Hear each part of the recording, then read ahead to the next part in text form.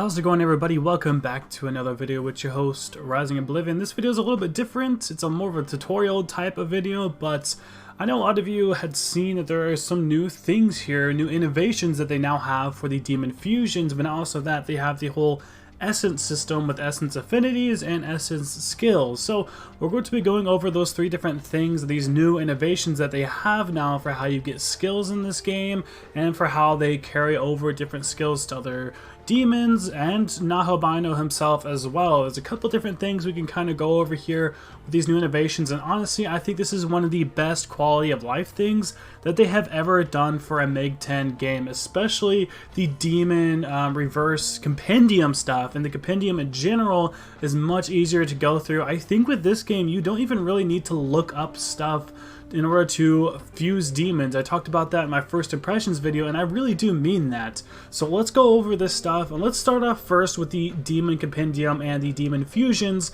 and then we'll go over the affinities and skills and whatnot, and talk about how it's really good and for you to make builds for certain characters, and also you can switch affinities sort of on the fly. Your weaknesses and resistances can flip on the fly right before a boss fight, so it's kind of important in order to do this stuff. I know a lot of people are having problems with the Nua boss fight, and here's how you can actually counter a lot of the stuff that they have for her. So that'll be towards the end of the video. For the start of this video, we're going to be talking about the Demon Compendium, the reverse fusions, and the standard fusions, and how that's better, I believe, within this game. So you have the Demon Fusions, the Demon Compendium, the Apothos, the Explanations, and Check Party, which is kind of good just to have there, but the Demon Fusion is what we're going to go in first. So the Dyad Fusion is your typical 2-demon fusion. You have the Reverse Fusion, which you go off of the actual results first and then go back. The Reverse Compendium Fusion, which actually goes through things in your compendium that you get fused with. And then also the Special Fusion, which is just typical normal stuff that we've sort of seen before. High Pixie is one of them. You also have Alice as well, and a couple other demons. Not going to spoil too much. But the Special Fusion is obviously, like multiple demons put together to make one great fusion. So you have the Reverse Fusion, which, like I said, it goes off of the already results. So two demons that you might have that you could fuse together. It's kind of typical, we've seen that for most of the games, but this is the big one, the Reverse Compendium Fusion. So this is going to also not include things that you could get from demons you have, but also demons that you have within your compendium that you could fuse with demons that you currently have, or just multiple demons within your compendium. You can actually use this on the Demon Fusions, so you literally don't have to look stuff up. If there's demons that you have in your compendium that you don't currently have in your party, and you're wondering, is there a fusion that I could do with some of the ones I have in the compendium? I don't know.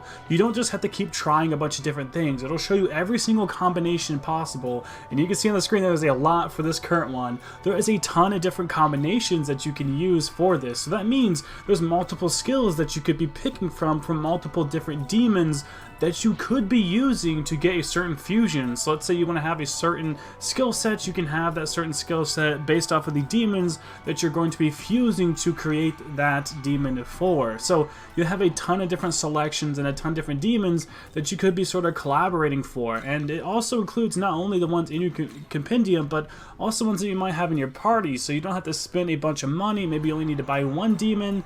Maybe you already have one demon in your party or something like that, which is super nice. So this basically shows all the fusions that you could potentially be missing out on.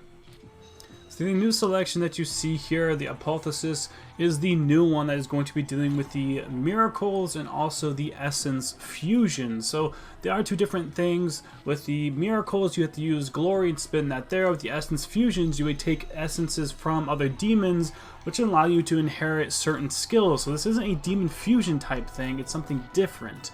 And the Glory here has a couple different things, a couple different selections. This first selection here, you can see it does some different stuff for our main character. So Supremacy sort of does a overall type of thing with like healing and stuff like that for your demons. Doctrine allows you to have more skills and stuff like that, and have essence fusions and things. That does a little more with like combinations and combining things.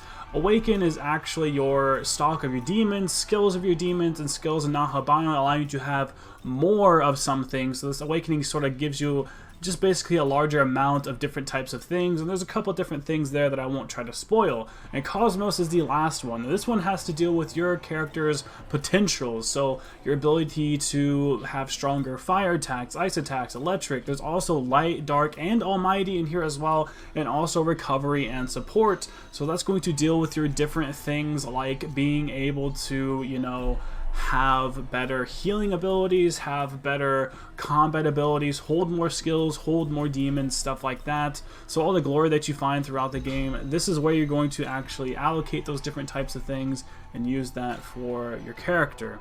Moving on over, let's go into the Essence Fusion. So we got into the Essence screen there, and this is going to be where you actually use a certain demon to inherit certain things from other demons. So I selected a certain demon, and we have essences from other ones, and we can see here that there are 3 skills below the ones that she has there. So it gives you a collection of different skills that are more specified towards that demon specifically. So you have all of your skills, all the way from Hama down to Concentrate are the current skills that I have for this demon, but the bottom 3 there that you can see, or 2 for this one for instance, are different skills. So I could choose to have a couple of their skills and some of the ones that I currently have. So you can sort of mix and match different skills based off of the sort of build that you are going for. However, I do want to add there are a couple different things for this that I might want to say here. And for instance, this is the Stormcaller Song, which is a unique ability that cannot be transferred over during the Essence stuff. I think you could give it to other mermaids, but this move in specific is just for mermaid. It says unique there at the bottom left that you could see whenever you sort of hover over the actual Stormcaller Song, which is a specific unique attack just for mermaid. So only mermaid can have this. You cannot use this Essence Fusion for the skills and give it to someone else. It doesn't work that way. It only will be able to stay with mermaid specifically. Alright, and sort of lastly here we have the Essence Fusion, but not for skills.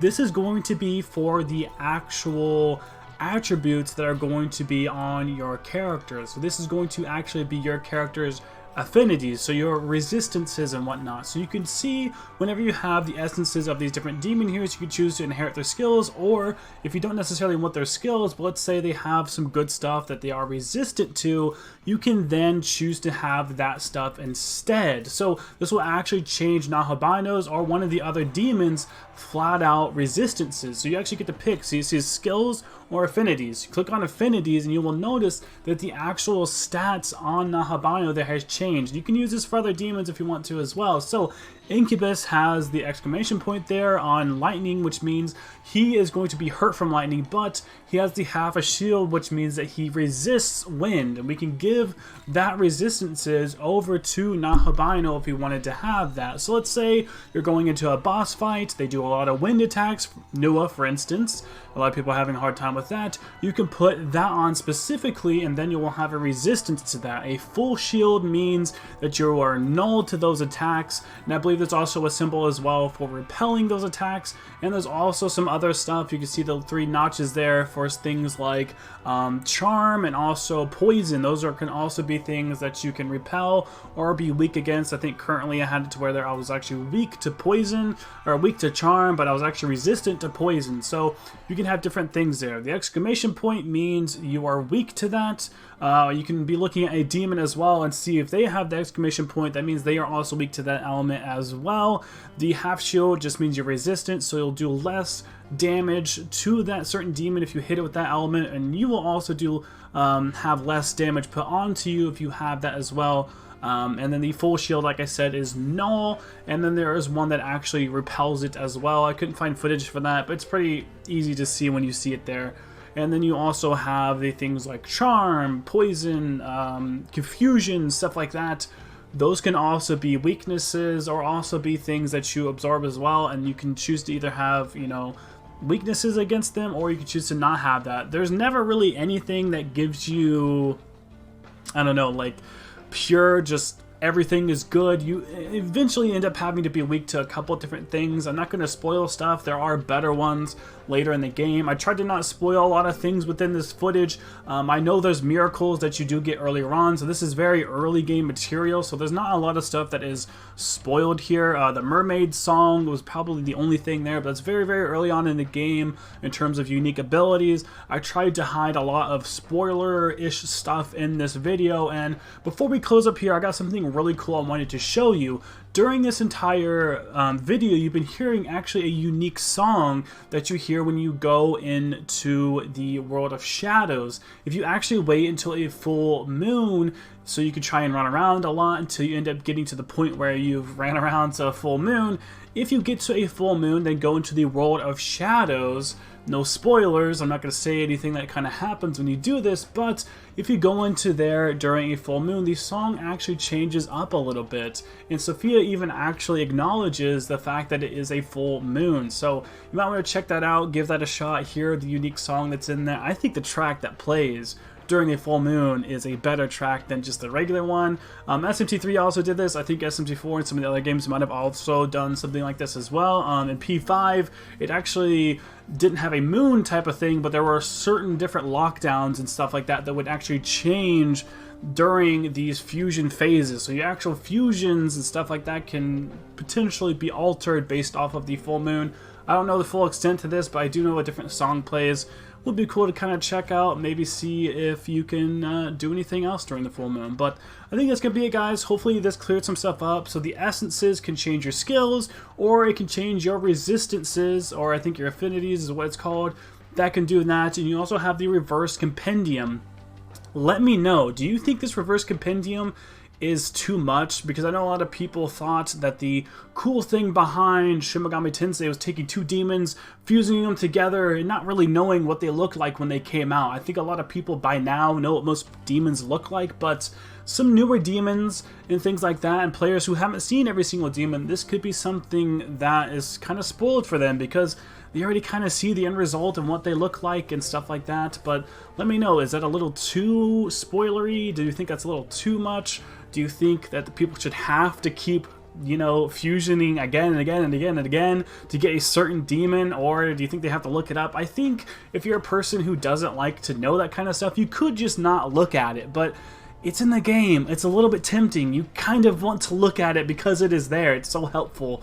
I personally like this a lot. I don't think it's going to be extremely hard to complete the compendium in this game. I'm about 10-ish hours in. I think it was already at like 6 or 7%, which isn't too bad, I guess. There were a lot of different fusions I could do there, but it would require me to have a lot of Maka because of the reverse compendium. I seen that I had a whole slew of things I could make, but I just couldn't quite do it yet. Let me know, do you like the reverse compendium? Do you like the new essence system and the new glory system? That's sort of what we covered here in the video. I think these new systems are great. They help a whole lot out with not only building your character, but also building your demons and also finding new demons. I think this is a great innovation, big innovations for this game, and give this game such a big quality of life bonus, which I really like. They took some small things from SMT4 and changed them completely and added a whole new compendium way of finding new demons, which I think is really good. I'm glad that they added the stuff in here. This is one of the biggest things that I have found in this game so far to have helped me out so much in this game. I adore that they put this in, and I'm so happy that they put this in. Like I said, if you're not, comment down below, let me know your opinions on it. Like, comment, subscribe for more content. Click the bell to be notified whenever I go live again, and as always, thank you all so much for watching.